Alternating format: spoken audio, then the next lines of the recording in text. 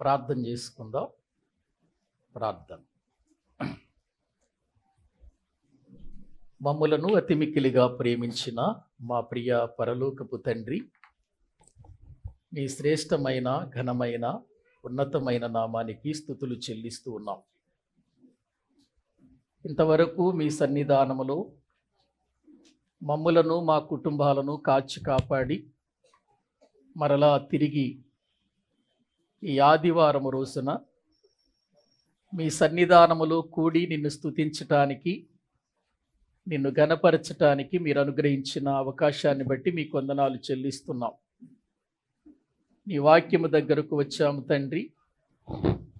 మీ విలువైన మాటలను మేము తెలుసుకొని మీ సన్నిధిలో ప్రభువా మేము బలపడటానికి, లోతైన సత్యాన్ని ఎరిగి జీవించటానికి, నిత్య జీవమైన నీ ఉన్న లోకములోనికి మేము చేరటానికి తగిన అర్హతను సంపాదించుకున్న వారిగా మమ్మల్ని చేయండి. ఇక్కడ కూర్చున్న ప్రతి బిడ్డను కూడా మీరు దీవించండి. నీ మాటలు వింటున్న ప్రతి వారు ఆధ్యాత్మికంగా శారీరకముగా మేలు పొందినట్లు సహాయం చేయండి. నీ వాక్యాన్ని బోధిస్తున్న నేను నిమిత్త మాత్రుణ్ణి, మనిషిని గనుక పరలోకపు సంగతులను తెలుసుకోవాలి అనంటే నీ ఆత్మ సహాయము అవసరమై ఉన్నది గనుక నీ ఆత్మ సహాయం ఇచ్చి మీ మాటలను మీ మాటలుగా బోధించగలుగుటకు సహాయము చేయమని మీ కృపగలిగిన హస్తాలకు మమ్మలను మేము మీకు అప్పగించుకొనొచ్చు. యేసుక్రీస్తు ప్రభువు పేరిట ప్రార్థించి స్తుతించి వేడుకుంటున్నాము తండ్రి. ఆమేన్. మంచిది. ప్రభునందు ప్రియులారా, దైవ గ్రంథములో నుండి మనము ఆది కాండము అని బైబిల్ గ్రంథములోని మొదటి పుస్తకాన్ని గూర్చి మొదటి అధ్యాయాలలో దేవుని గూర్చినటువంటి విషయాలు మనము తెలుసుకుంటున్నాం. మరలా బైబిల్ గ్రంథమును తెరచి ఆది కాండము 1వ అధ్యాయము మొదటి 5 వచనాలు మనము చదువుకుందాం. ఆది కాండము 1వ అధ్యాయము మొదటి 5 వచనాలు మనము చదువుకుందాము. ఆదియందు దేవుడు భూమి ఆకాశములను సృజించెను. భూమి నిరాకారముగాను శూన్యముగాను ఉండెను. చీకటి అగాధ జలములపైన కమ్మియుండెను.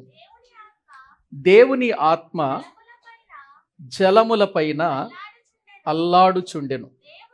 దేవుడు వెలుగు కమ్మని పలుకగా వెలుగు కలిగెను. వెలుగు మంచిదైనట్టు దేవుడు చూచెను. దేవుడు వెలుగును చీకటిని వేరుపరచెను. దేవుడు వెలుగునకు పగలనియు చీకటికి రాత్రి అనియు పేరు పెట్టెను. అస్తమయమును ఉదయమును కలుగగా ఒక దినమాయను. చాలండి. ప్రభునందు ప్రియులారా, ఆది కాండము అనేటువంటి ఈ పుస్తకములో దేవుడు తన ఆత్మ ద్వారా జరిగిన సృష్టిని గూర్చి మోషేకు తెలియచేస్తూ ఉండగా వ్రాసిన మాటలు ఇవి.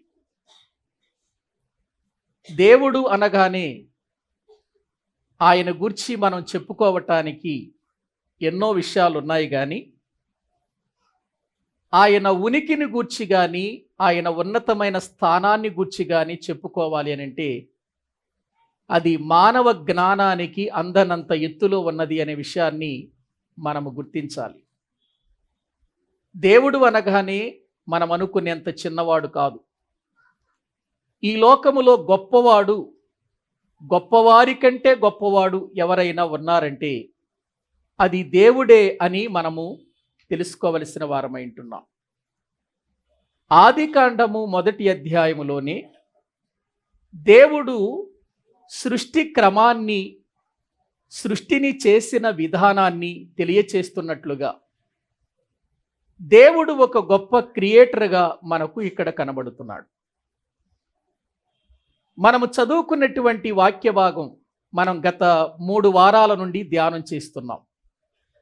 కానీ దేవుని గూర్చి ఇంకా ఏమైనా ఉన్నాయా అనంటే, దేవుని గూర్చి చెప్పుకోవటానికి ఉన్న సంగతులు మనం చెప్పుకోవాలి అనంటే, కేవలం దైవ గ్రంథములో వ్రాయబడిన విషయాలు చెప్పుకోవాలంటేనే మన జీవిత కాలానికి మించినటువంటి గొప్ప విషయాలు దేవుడు తన గూర్చి తన గ్రంథంలో వ్రాయించాడు అనే సంగతి మనము గుర్తించాలి.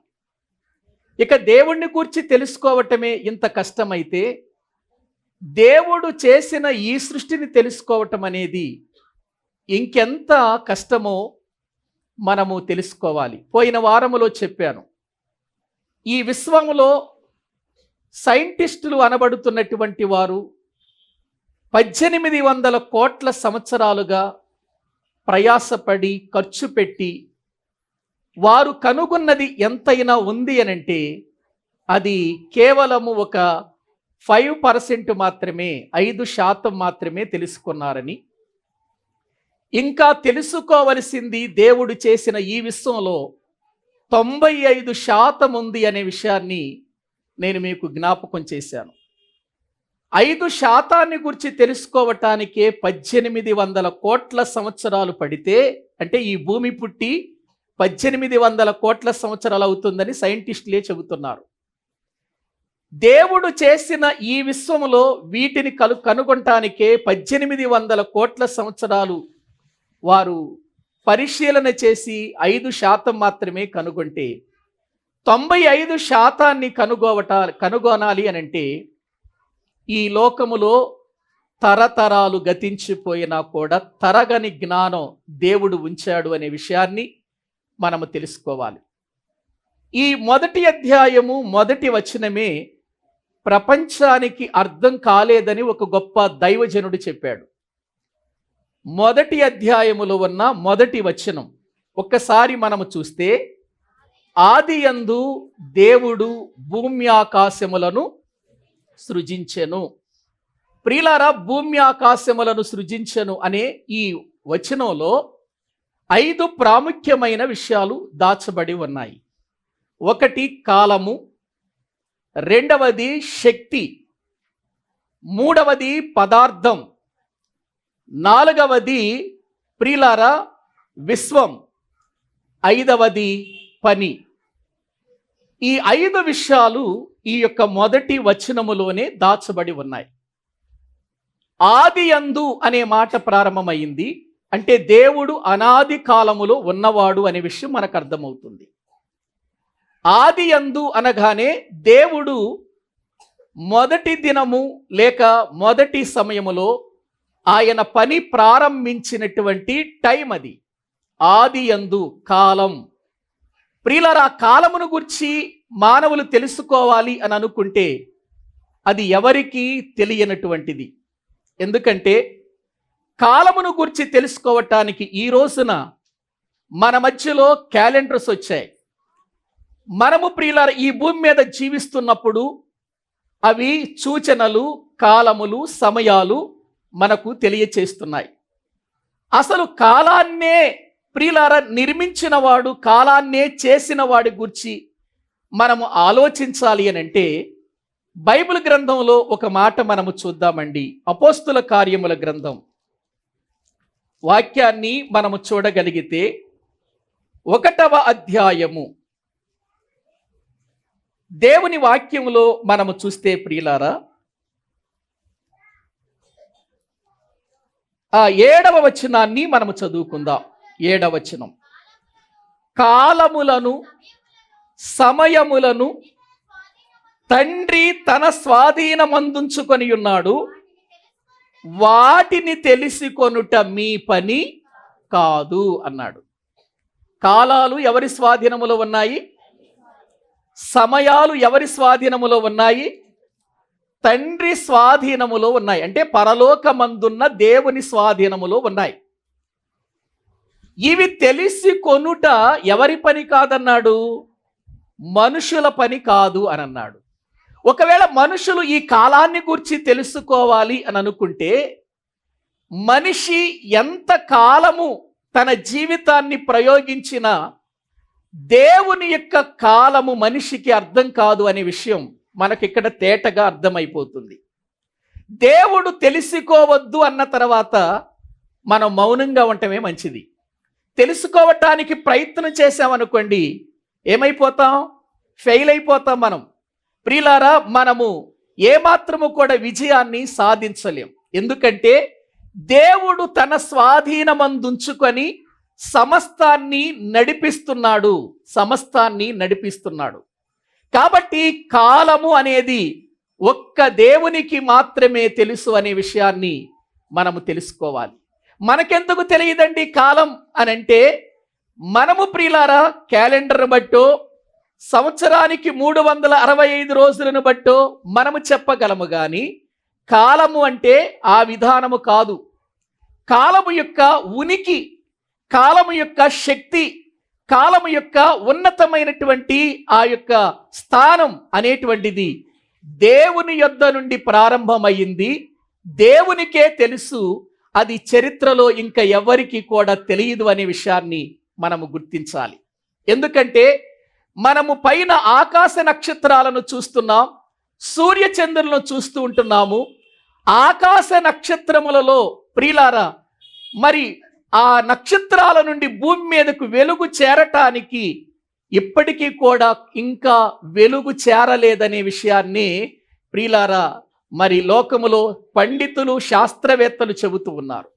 అంటే ఎంత దూరము నుండి, ఎంత కాలము నుండి అది ప్రవహిస్తుందో ప్రియులారా ఒక్కసారి మనం ఆలోచించాలి. ఒకవేళ మనిషి నక్షత్ర మండలములోనికి వెళ్ళాలి, నక్షత్రాలను చూడాలి అని అనుకుంటే 1000 సంవత్సరాలు పడుతుందట ఇక్కడ ప్రయాణం చేసి అక్కడికి వెళ్ళాలంటే. అంటే ఒక మనిషి ప్రయాణం అనుకే అంత కాలం ఉంటే, ఇంకా దేవుడు చేసిన ఈ కాలాన్ని గురించి మనిషి తెలుసుకోవటం ఎవరి వల్ల కాదు. కాబట్టి కాలము మనిషికి తెలియదు. తరువాత ఆదియందు దేవుడు అనే మాట మనము చూస్తున్నాం. దేవుడు అంటే మహాశక్తి అని మనం గుర్తించాలి.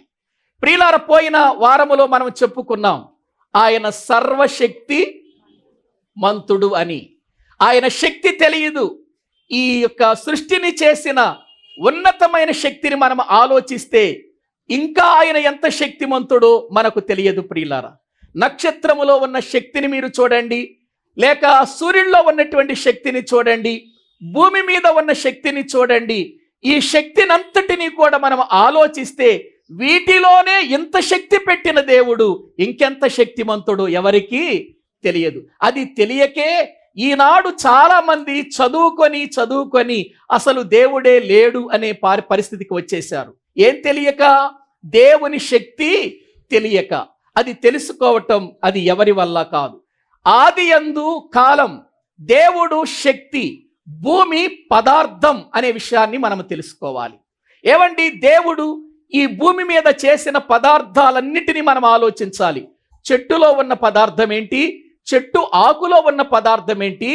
ఆకులలో నుండి వచ్చే పువ్వులలో ఉన్న పదార్థం ఏంటి? పువ్వుల నుండి వచ్చేటువంటి కాయలలో ఉన్న పదార్థం ఏంటి? ప్రియులారా, ఈ భూమి నేల మనము చూస్తున్నాం. ఈ నేల మట్టి పట్టుకొని ఇది ఫలానా పదార్థం అని చెప్పటం, ఆకాశ నక్షత్రాలలో ఉన్న పదార్థం ఏంటి, లేక సూర్యుల్లో ఉన్న పదార్థం ఏంటి, చంద్రుల్లో ఉన్న పదార్థం ఏంటి, అంగారకుల్లో ఉన్న పదార్థం ఏంటి? ప్రియులారా, ఈ భూమండలమేమో కాదు, ఈ యొక్క సృష్టిలో ఉన్నటువంటి ఏ పదార్థమైనా ఇది నేను చెయ్యగలను, ఈ పదార్థము ఇది అని ఎవరైనా చెప్పగలరంటే ఎవరి వల్ల కాని ప్రియులారా పదార్థం. అంటే పదార్థం కూడా ఎవరికి తెలియదు అనే విషయాన్ని మనము తెలుసుకోవాలి. కాలము తెలియదు, శక్తి తెలియదు భూమి మీద మనిషికి, తర్వాత పదార్థము తెలియదు. ఇక 4వదిగా మనము చూస్తే ప్రియులారా, నింగి, విశ్వం ప్రియులారా, స్పేస్ ఇది ప్రియులారా, ఇది ఎవరికి తెలియదు. ఆకాశము ఒక స్థలము నుండి ఎక్కడ ప్రారంభించబడిందో, ఎక్కడ ముగించబడిందో ఎప్పటికీ ఏనాటికి ఏ మనిషికి కూడా తెలియనటువంటిది. అది తెలియనివి ఇవన్నీ. అంటే మనిషికి మొదటి అధ్యాయం ఆదికాండములో, బైబిల్ గ్రంథములో మొదటి పుస్తకమైన ఆదికాండము మొదటి అధ్యాయము మొదటి ప్రియుల వచనమే ప్రపంచానికి ఇంకా తెలియనప్పుడు దేవుడు ఏమర్థం అవుతాడు చెప్పండి? ఏమండి, ఏమర్థమవుతాడు దేవుడు?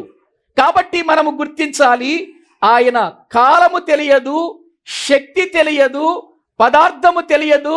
ప్రియులారా, ఈ అంతమేంటో అంటే ఈ విశ్వము యొక్క అంతం ఎక్కడో తెలియదు మనిషికి. తర్వాత మనము చూస్తున్నాం, సృజించెను పని. అది ఎవరి పని? దేవుని పని అది. ప్రియులారా, ఈ పని ఎవరైనా చేయగలరా? ఏమండి, ఆ మధ్యకాలంలో బయోస్పోర్ అనేటువంటి ఒక పెద్ద సృష్టిని చేయటానికి చాలా మంది ప్రియులారా ప్రయత్నాలు చేశారు, కానీ ఫెయిల్ అయిపోయారు. సృష్టిని చేసి ఫెయిల్ అయిపోయారు చాలా మంది. ఎందుకు నేను ఈ విషయాన్ని చెబుతున్నానంటే, ఈ 5 కూడా దేవునికి సంబంధించినవి. ఇవి ఎవ్వరి వల్ల కాని పని అనే విషయాన్ని మనం తెలుసుకోవాలి. దేవుడు చేసినటువంటి వాటిని మనుషుడు చెయ్యాలి అని అనుకుంటే ప్రియులారా ఓడిపోతాడనే విషయం మనకు అర్థమైపోయింది. కాబట్టి దేవుడు చేసేవాడే తప్ప ఆయన చేయబడిన వాడు మాత్రం కాదు. ఈ రోజున మనము దేవుడిని ఎంత చిన్నగా ఆలోచన చేశామంటే, మనము ఏదో ఒక స్వరూపాన్ని ఏర్పాటు చేసుకొని, ఏదో ఒక రూపాన్ని మనము నిర్మాణం చేసుకొని, మన చేతులతో చేసుకున్న దాన్ని మనము ఎవరనుకుంటున్నాము? దేవుడు అని అనుకుంటున్నాం. అందుకే బైబిల్ గ్రంథములో రోమీయులకు రాసిన పత్రికలో ఒక మాట ఉంటుంది, చూడండి. రోమీయులకు రాసిన పత్రిక 1వ అధ్యాయము 22వ వచనము నుండి మనము చదువుకుందాం. ప్రియులారా, 1వ అధ్యాయము 22వ వచనం. వారి అవివేక హృదయము అంధకారమయ్యను, తాము జ్ఞానులమని చెప్పుకొనుచు బుద్ధిహీనులైరి. వారు అక్షయుడగు దేవుని మహిమను క్షయమగు మనుషుల యొక్కయు, పక్షుల యొక్కయు, చతుష్పాద జంతువుల యొక్కయు, పురుగుల యొక్కయు ప్రతిమా స్వరూపముగా మార్చిరి. ఏమండి, దేవుని రూపాన్ని చెయ్యాలనుకున్న మనుషుడు దేవుణ్ణి ఎలా చేసుకున్నాడు, ఎలా అనుకున్నాడు?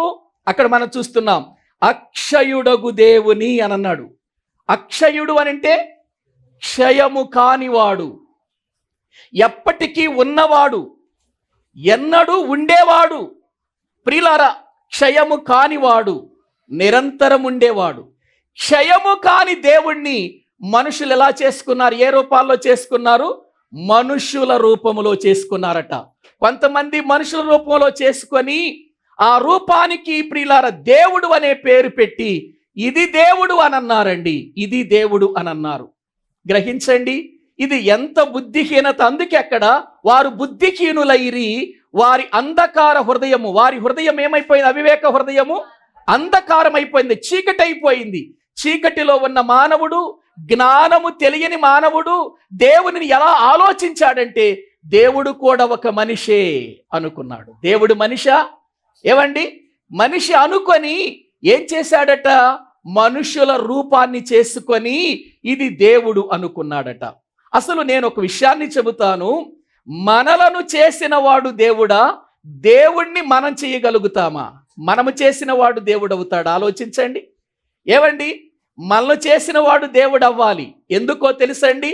మన శరీరము, మన శరీర అవయవాలు, మన దేహం, ఈ దేహములో ఉన్న అవయవాలు కనబడేవి కొన్నైతే కనబడని ఎన్నో పని చేస్తున్నాయి. ఈ పని ఎలా జరుగుతుందో జీవిస్తున్న మనకు కూడా తెలియదండి. ఏమండి, లోపల మన అవయవాలు ఎలా పనిచేస్తున్నాయో ఏనాడైనా చూసుకున్నామా? మన అవయవాలు మనం చూసుకున్నామా? మన అవయవాలు ఎలా పనిచేస్తున్నాయో మనం చూసుకున్నామండి? చూసుకోలేదండి. ఒక్కసారి ఆలోచించండి. ఇది దేవుని మహాశక్తి అండి, ఇది దేవుని మహాసృష్టి అండి. అందుకే దీనిని గురించి ఆలోచించి రీసెర్చ్ చేసినటువంటి దావీదు అంటాడు, ప్రభువా, నీవు నన్ను కలుగ చేసిన విధము చూడగా నాకు భయమును ఆశ్చర్యము కలుగుతుందంటాడు. 139వ కీర్తన 13వ వచనం నుండి చదివితే చదువుతారు ఒకసారి. వాక్య భాగములో మనము చూస్తే, నా అంతరింద్రియములను నీవే కలుగ చేసితివి, నా తల్లి గర్భములో నన్ను ఏం చేశావు? నిర్మించావు. ఒక నిర్మాణం అంటున్నాడు చూడండి.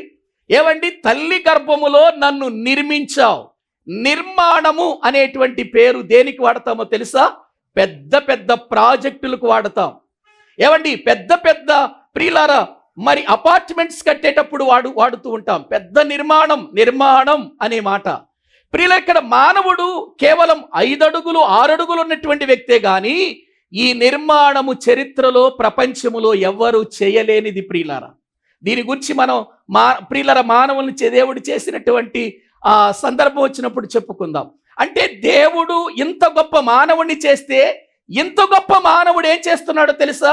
ఒక బొమ్మలాగా లేక ఒక రూపాన్ని చేసుకొని ఇది దేవుడు అని అంటున్నాడు. అంటే జీవము కలిగినటువంటి మనిషి జీవము లేని వాటిని చేసి ఇది ఏమంటున్నాడు? దేవుడు అంటున్నాడు. ఎంత న్యాయం చెప్పండి ఇది!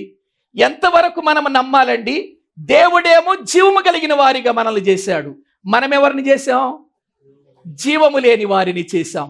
జీవము కలిగిన వాడు గొప్పవాడా? జీవము లేనివాడు గొప్పవాడా? ఎవరు గొప్పవారండి? జీవము కలిగిన వారి. అంటే ఇప్పుడు మనం చేసిన వాడు వానికంటే కూడా ఎవరు గొప్ప? మనమే గొప్ప అండి. ఎందుకంటే మనం చేసాం, మనం నిర్మించాం, మనం చేతులు పెట్టాం, మనము ప్రియులారా ఒక రూపాన్ని ఇచ్చాం. ఆలోచించారా? అంటే దేవుడు అక్షయుడైతే క్షయము కానిటువంటి దేవుడిని మనిషి ఎలా అర్థం చేసుకున్నాడంటే ఆయన కూడా ఒక మనిషి రూపమే అనుకున్నాడు, మనిషిగా ఆరాధిస్తున్నాడు ఆయన్ని. చదవండి తర్వాత, మనుషుల యొక్కయు పక్షుల యొక్కయు. ఏమండి ఇప్పుడు పక్షులు కూడా ఏమైపోయారో తెలుసా అండి? దేవతలైపోయారు, దేవుళ్ళు అయిపోయారు ప్రియులారా. అది దేవుడు చేసిన సృష్టి. ఈ సృష్టిని చూసి మనము దేవుణ్ణి గణపరచవలసిన వారమై ఉండగా, దేవుణ్ణి గణపరచవలసిన మనము ఈ సృష్టిలో సృష్టికర్తను మర్చిపోయాం, సృష్టిని చేసిన దేవుణ్ణి మర్చిపోయాం, జీవము గల వాడిని మర్చిపోయాం, అక్షయుడగు దేవుణ్ణి మర్చిపోయాం. దేవుణ్ణి ఏ రూపంలోకి మార్చేశాం? కొందరేమో పక్షుల రూపంలోకి మార్చేశారు, కొందరేమో మనుషుల రూపంలోనికి మార్చేస్తే మరికొంతమంది ఎలా మార్చేశారు? చతుష్పాద జంతువులాగా మార్చేశారు. ఎవరిని? దేవుణ్ణి. ఎంత బుద్ధిహీనులు! అందుకే పైన అన్నాడు, మీ అవివేక హృదయం అంధకారమాయను. వారు ఏమైపోయారట? వారు తాము జ్ఞానులమని చెప్పుకున్నారు గాని ఏమైపోతున్నారు చెప్పండి? బుద్ధిహీనులైరి అని దైవ గ్రంథంలో మనము చూస్తుంటున్నాం. అంటే దేవుడు ఏంటో నేటికి మనిషి అర్థం చేసుకోలేనంత స్థాయికి ప్రియులారా ఎదిగిపోయాడు అనే ఆ విషయాన్ని, అంటే మనిషి ఎంత ఎదుగుతున్నా దేవుని మహాశక్తిని ఎరుగని వాడిగా ఉన్నాడు అని మనకు అర్థమవుతుంది. చతుష్పాద అంటే ఒక జంతువు రూపాన్ని చేసేశాడు, మనిషి రూపాన్ని చేశాడు, దేవుని ప్రియుల రూపాన్ని అనుకున్నాడు, పక్షుల రూపాన్ని చేశాడు, పక్షి అనుకున్నాడు, చతుష్పాద 4 కాళ్ళ జంతువును ప్రియులను చేసి ఇదే దేవుడు అన్నాడు. తర్వాత చివరికి పురుగులను కూడా ఏం చేసేశారు? దేవుళ్ళుగా మార్చేశారు. అంటే పురుగుల రూపము కూడా దేవుని రూపముగా మార్చేసి అక్కడ ఏమన్నాడు? వాటి పురుగుల యొక్కయు ప్రతిమా స్వరూపముగా మార్చిరి అనే మాట దైవ గ్రంథంలో మనము చూస్తున్నాం. ఏమండి వీళ్ళు జ్ఞానులా? ఏమండి వీళ్ళు జ్ఞానులని లోకం అంటుంది, జ్ఞానులుగా పరిగణించబడుతున్నారు, జ్ఞానులుగా పిలువబడుతున్నారు వీళ్ళని. కానీ దేవుడు ఏమంటున్నాడు? అది అవివేక హృదయం అని అంటున్నాడు, అది అంధకారమైన హృదయం, దేవుడు అర్థము కాని హృదయం. ప్రియులారా, అంత మాత్రమే కాదు, వారి యొక్క జీవితములో జ్ఞానులమని చెప్పుకున్నారు, కానీ ఏమైపోయారు? వాళ్ళు బుద్ధిహీనులైపోయారు అని దైవ గ్రంథంలో మనము చూస్తున్నాం. బైబిల్ ఏం చెబుతుంది? దేవుని యొక్క కాలము తెలియదు మనిషికి, దేవుడు మహాశక్తి మనిషికి తెలియదు. ప్రియులారా, పదార్థం ఏంటో, దేవుడు చేసిన పదార్థం ఏంటో తెలియదు, దేవుడు చేసినటువంటి నింగేంటో తెలియదు, దేవుడు చేసిన పనేంటో తెలియదు, ఈ పని ఎలా చేశాడో తెలియదు. అందుకే ఆ 1వ అధ్యాయము 1వ వచనమే ప్రపంచానికి ఎప్పటికీ అర్థం కాని వచనం. అది ప్రపంచానికి దేవుని గురించి తెలుసుకోవాలంటే 1వ అధ్యాయం, ఆదికాండం 1వ అధ్యాయం 1వ వచనం అర్థమైతేనే మనిషికి దేవుడు అర్థమవుతాడు.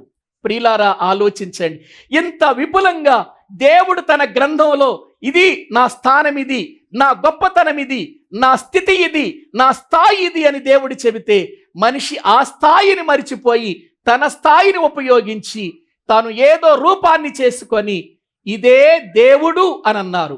ప్రియులారా, ఎంతవరకు వాస్తవం? అందుకే ఇటువంటి పని చేస్తారనే, ఇటువంటి పరిస్థితుల్లో గుండా మనుషులు వెళతారనే దేవుడు ప్రియులారా ఇశ్రాయేలుతో చెప్పినటువంటి వారికి ఇచ్చినటువంటి ఆజ్ఞలలో మొదటి ఆజ్ఞ ఏంటంటే నేను తప్ప వేరొక దేవుడు మీకు ఉండకూడదు. ఆకాశమందే గాని, భూమి యందే గాని, భూమి క్రింద నీళ్ల యందే గాని ఏ రూపమును చేసుకోవద్దు. ఏమంటే ఇప్పుడు ఆకాశములో ఉన్న రూపాలను దేవుళ్ళుగా చేశారు, తర్వాత భూమి మీద ఉన్నటువంటి సృష్టిని దేవుళ్ళుగా చేశారు, భూమి క్రింద ఉన్న నీళ్లలో ఉన్నటువంటి వాటిని కూడా రూపాలుగా మార్చి ఇవి దేవుళ్ళుగా చేశారు. అందుకే ఇలాంటి పరిస్థితులు వస్తాయి. ఇటువంటి అజ్ఞాని ఈ లోకంలో పుడతాడు, అనేకులను అజ్ఞానిగా చేస్తాడనే దేవుడు ముందే చెప్పాడు. పైన ఆకాశమందే గాని, క్రింద భూమి యందే గాని, భూమి క్రింద నీళ్ల యందే గాని ఏ రూపమును మీరు చేసుకోకూడదు, దేనికి మీరు సాగిల పడకూడదు, పూజించకూడదు అని ఎంత స్పష్టంగా దేవుడు చెబితే మనిషి దేవుణ్ణి ఎందుకు అర్థం చేసుకోలేకపోతున్నాడు?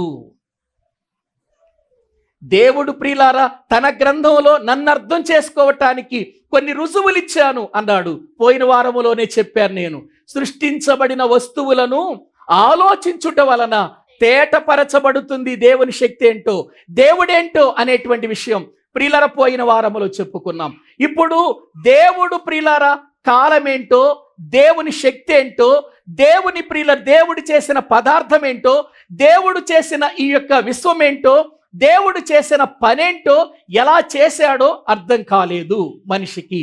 ప్రియులారా ఎలా చేశాడో ఇప్పుడు ఆయన ఉపోద్ఘాతం చెబుతున్నాడు మొదటి అధ్యాయములో. ఎప్పుడైనా సరే ఆదికాండము మొదటి అధ్యాయము ఉపోద్ఘాతము యొక్క ప్రియులారా వివరణ అని మనం తెలుసుకోవాలి. ఉపోద్ఘాతం అది. రెండవ అధ్యాయములో ఆయన అవసరమైనటువంటి వాటిని ఎలా చేశాడో తెలియచేస్తూ వచ్చాడు. మొదటి అధ్యాయములో ఆయన ప్రియులారా ఉపోద్ఘాతం చెబుతున్నాడు. ఎందుకంటే ఒక్కొక్కటి వివరించి దేవుడు చెప్పాడు అనుకోండి, అసలు మన జీవితంలో ప్రియులారా బ్రతికినంత కాలం చదివినా కూడా ఈ ప్రియులారా దేవుడు రాసిన గ్రంథం మనకు అర్థము కాదు. మనకి ఏది అవసరమో, ఏ ఉనికిలో మనం బ్రతుకుతున్నామో, ఏ ఉనికితో మనం బ్రతుకుతున్నామో ఇది మనకు అర్థమైతే ప్రియులారా దేవుడు అర్థమవుతాడు. ప్రతి దాన్ని వివరించి చెప్పాల్సినంత అవసరం లేదు. వివరించి చెబితే చాలా ప్రియులారా మన జీవితంలో మనము కోల్పోతాం, మన జీవితాన్నే కోల్పోతాం అనే విషయాన్ని మీకు తెలియజేస్తున్నాను. ఇప్పుడు దేవుడు ఉన్న సృష్టిలో ప్రియులారా చేసినటువంటి సృష్టిలో ఆయన మాట్లాడుతున్నాడు. ప్రియులారా భూమి నిరాకారముగాను శూన్యముగాను ఉండెను అని మనం చూస్తున్నాం. అంటే భూమి ఎలా ఉంది మొదటి సమయంలో? ప్రియులారా నిరాకారము అంటే ఆకారము లేకుండా ఉంది. ఒక ఆకారము లేదు. ఇప్పుడు ఉంది ఆకారం, ఇప్పుడు ఉంది. ఇప్పుడు ఏ ఆకారములో ఉంది భూమి? గోళాకారములో ఉందని యోబు గ్రంథంలో మనము చూస్తున్నాం.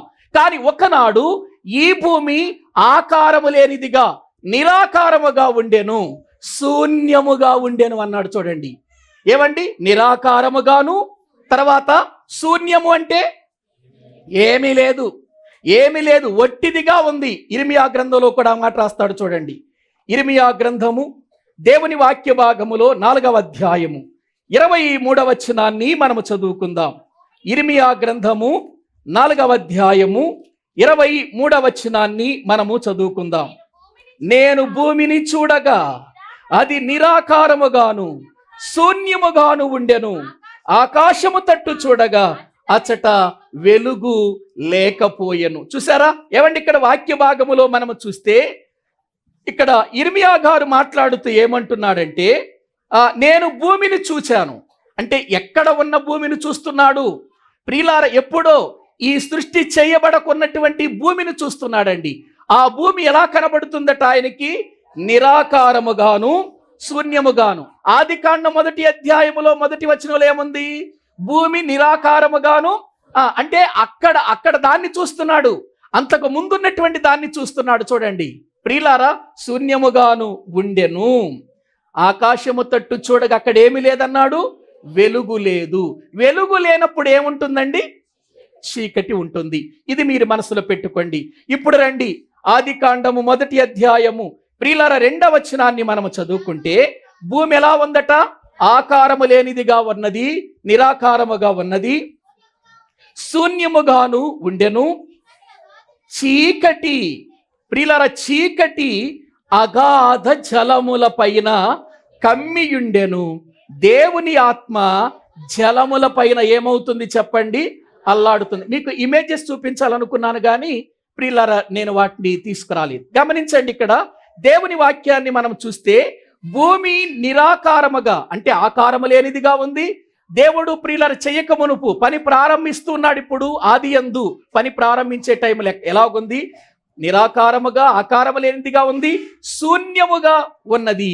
ఇప్పుడు చీకటి అగాధ జలముల పైన ఏమవుతుంది చెప్పండి ప్రియులారా? అక్కడ కమ్మియుండెను అని మనం చూస్తున్నాం. అగాధ జలము పైన చీకటి ఏమైపోయింది? కమ్మియుంది. అంటే ఇప్పుడు భూమి ఎక్కడుంది? చీకటిలో ఉంది. ప్రియులారా, ఆ జలములు ఎక్కడున్నాయి? ఇదిగో భూమిని నింపేశాయి, అగాధాలలో ఉన్నాయి. ఇదంతా కూడా ఎలాగుంది ఆ టైంలో అంటే చీకటిగా ఉంది, ఎవ్వరికి కనబడని స్థితిలో ఉంది, ఎవ్వరు చూడనంత చీకటిలో అది ఉన్నది. ఈ అగాధ జలముల పైన దేవుని ఆత్మ ఏమవుతుంది చెప్పండి? అల్లాడుచుండెను అని వాక్యంలో మనము చూస్తున్నాం. అంటే దేవుని పని ప్రియులారా ప్రారంభమవుతుంది. తన ఆత్మ ద్వారా దేవుడు పని చేయించటానికి, ఇదిగో ఈ సృష్టిని చేయటానికి, ఈ సృష్టిని నిర్మాణం చేయటానికి ఆయన పని ప్రారంభమవుతుంది. అందుకే దేవుని ఆత్మ ఆ జలముల మీద ఏమవుతుంది చెప్పండి? అల్లాడుతున్నట్లుగా మనము చూస్తూ ఉంటున్నాం. ఎంత గొప్ప సృష్టిని దేవుడు ప్రియులారా చేస్తున్నాడో, ఈ సృష్టికర్త అయినటువంటి దేవుణ్ణి మనము ప్రియులారా సరైన విధానములో అర్థం చేసుకోలేక సృష్టిని చూసుకొని ఆనందపడుతున్నామే గాని ఇంత సృష్టి ఎలా జరిగింది, నేను నివాసం చేస్తున్న ఈ భూమి ఎలా తయారయ్యింది, ఇదిగో నేను నివాసం చేస్తున్న ఈ భూమి మీద ఈ నేల పదార్థం ఏంటి, ఈ నేలలో నుండి మొలిచేటువంటి మొక్కలు ఎలా మొలుస్తున్నాయి, మనం వేసేది విత్తనం అయితే ఆ విత్తనము లోపలికి ఎలా వెళుతుంది, లోపలికి వెళ్ళినటువంటి విత్తనములో వేరెలా వస్తుంది, వేరులో నుంచి కాండం ఎలా వస్తుంది, అది కేవలం పైకే ఎందుకు, భూమి పైకే ఎందుకు అది విజృంభిస్తుంది, ఎందుకు పైకి ఎదుగుతుంది, ఎందుకు అది ఫలిస్తుంది, భూమి మీద ఎందుకు ఈ కార్యము జరుగుతుంది అని ఆలోచించి దీని వెనుక ఏదో ఒక మహాశక్తి ఉంది అని తెలుసుకోవలసిన మనుషుడు దేవుని గురించిన ఆలోచన లేకుండా బ్రతుకుతున్నాడు. దేవుడి యొక్క శక్తిని అర్థం చేసుకోకుండా బ్రతుకుతున్నాడు. ప్రియమైన దేవుని పిల్లలారా, ఒక్కసారి మనం ఆలోచించాలి. మన పైన ఫ్యాన్లు తిరుగుతున్నాయి. ప్రియులారా, ఆ ఫ్యాన్ తయారు చేయటానికి ఆ తయారు చేసినటువంటి వాడు ఎంతగా ఎన్ని మెటీరియల్ వాడాడో వాడిన వాడికే తెలుస్తుంది. ఎటువంటి మెటీరియల్ వాడాడు. ఒక వాచ్ ఉందండి, ఆ వాచ్లో ఉన్నటువంటి మెటీరియల్ ఎన్ని వీల్స్ ఉన్నాయో, లోపల ఆ వీల్స్ అన్ని ఒకదానికి ఒకటి ఎలాగూ ప్రియులారా మరి అంటుకొని తిరుగుతూ ఇదిగో పని జరిగిస్తున్నాయో, నిజంగా అది వాచ్ తయారు చేసిన వాడికే తెలుస్తుంది. ఏమండి, వాచ్ పెట్టుకుని చూసుకుని టైం చూసుకునే వాడికి మనకేం తెలుస్తుంది? ఏమండి, వాచ్ ఆగిపోగానే పరిగెత్తుకుంటే ఎక్కడికి వెళ్ళిపోవాలి మనం? ఏమండి, ఆ వాచ్ గురించి తెలిసిన వాడి దగ్గరికే వెళ్ళాలి.